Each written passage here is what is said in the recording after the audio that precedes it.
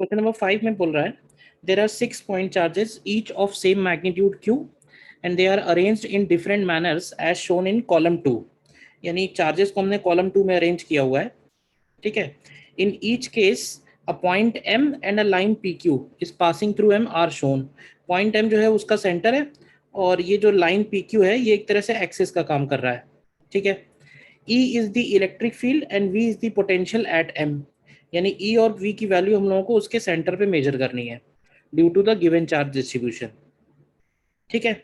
Now the whole system is set into rotation motion with a constant angular velocity about PQ। यानी हमें इसको बाद में rotate भी करना है विद कांस्टेंट ओमेगा, और रोटेट करने के बाद ये जो सिस्टम है इसकी वजह से B और म्यू की वैल्यू मेजर कर रहे हैं। तो बी की वैल्यू हमें सेंटर पे निकालनी है और मैग्नेटिक मूवमेंट निकालना है। तो हमें सिंपली देखो ध्यान से, कॉलम 1 में एक्चुअली क्या है, कॉलम 2 में क्वेश्चन है और कॉलम 1 में आंसर्स हैं। तो हमें क्वेश्चन के करस्पॉन्डिंग आंसर्स को पॉइंट आउट करना है कि क्या क्या पॉसिबिलिटी यहाँ पे बनेगी, ठीक है। तो जैसे पी वाले ऑप्शन से स्टार्ट करते हैं। पी वाले ऑप्शन में ध्यान से देखो तो 3 पॉजिटिव चार्ज हैं और 3 नेगेटिव चार्ज हैं। तो अगर हम इलेक्ट्रिक फील्ड निकालें पॉइंट एम पे, तो इलेक्ट्रिक फील्ड पॉइंट एम पे इन तीनों पॉजिटिव चार्ज की वजह से जीरो आएगा, इनफैक्ट इन तीनों नेगेटिव चार्ज की वजह से भी जीरो आएगा, और पोटेंशियल की वैल्यू भी जीरो आएगी। यानी पी ऑप्शन में इलेक्ट्रिक फील्ड भी जीरो है, पोटेंशियल भी जीरो है एट सेंटर एम।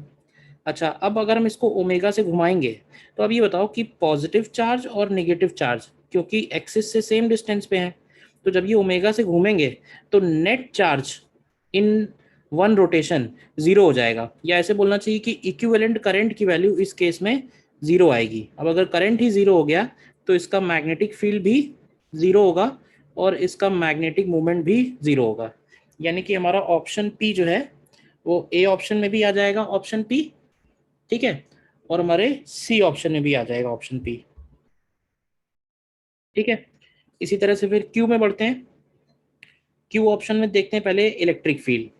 तो देखो पॉजिटिव की वजह से इलेक्ट्रिक फील्ड लेफ्ट में होगा और नेगेटिव की वजह से भी इलेक्ट्रिक फील्ड लेफ्ट में होगा, और क्योंकि ये पॉजिटिव नेगेटिव सबसे पास में रखे हैं तो इनका इफेक्ट सबसे ज़्यादा होगा। और हम श्योर शॉट तो नहीं बोल सकते कि बाकी सारे जो हैं इसको कैंसिल आउट करेंगे। एक्चुअली दो दो ग्रुप अगर लेके चलें तो इन दोनों का और इन दोनों का इलेक्ट्रिक फील्ड एम पॉइंट पे लेफ्ट में आएगा, जिसकी वजह से इलेक्ट्रिक फील्ड इस सिस्टम का नॉन जीरो होगा, उसको ये दोनों कैंसिल आउट नहीं कर पाएंगे, ठीक है ना, क्योंकि जो पास में रखा हुआ है वो हमेशा डोमिनेट करेगा। तो एक बात तो यहाँ से समझ में आई कि इलेक्ट्रिक फील्ड इस केस में नॉन जीरो आएगा। पोटेंशियल लेकिन जीरो होगा क्योंकि पॉजिटिव और निगेटिव चार्ज से पॉइंट एम का डिस्टेंस सेम आएगा, पॉजिटिव जितने डिस्टेंस पे उतने ही डिस्टेंस पे नेगेटिव भी है। तो पोटेंशियल जीरो हो गया, इलेक्ट्रिक फील्ड नॉन जीरो हो गया। अब अगर हम इसको पी क्यू लाइन के अबाउट घुमाएंगे ओमेगा से, तो फिर से आप देखो जिस रेडियस में पॉजिटिव चार्ज घूम रहा है उसी रेडियस में नेगेटिव भी घूम रहा है। तो इस केस में करंट की वैल्यू जीरो आ जाएगी, और करंट जीरो होने की वजह से इसका मैग्नेटिक फील्ड भी जीरो होगा और इसका मैग्नेटिक मूवमेंट भी जीरो आएगा।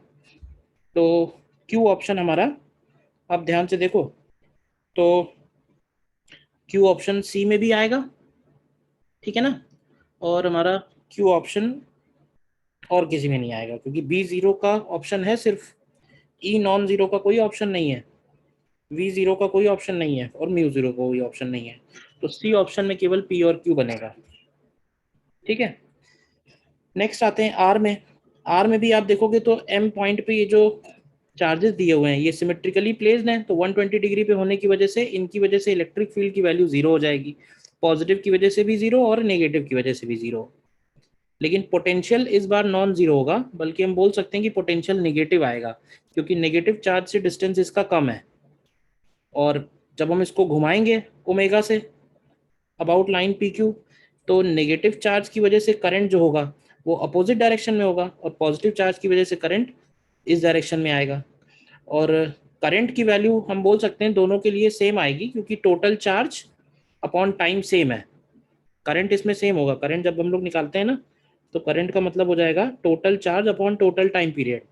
तो टोटल चार्ज तो सेम ही है, तो जितना करंट इसमें एंटी क्लॉकवाइज आएगा उतना ही करंट इसमें क्लॉकवाइज आएगा, लेकिन मैग्नेटिक फील्ड यहाँ पे नॉन जीरो बचेगा।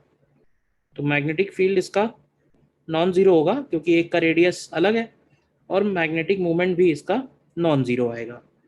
तो आर ऑप्शन अगर हम लोग देखें तो आर एक तो ए में आ जाएगा, आर ऑप्शन बी में भी आएगा, ठीक है, और आर ऑप्शन डी में भी आएगा।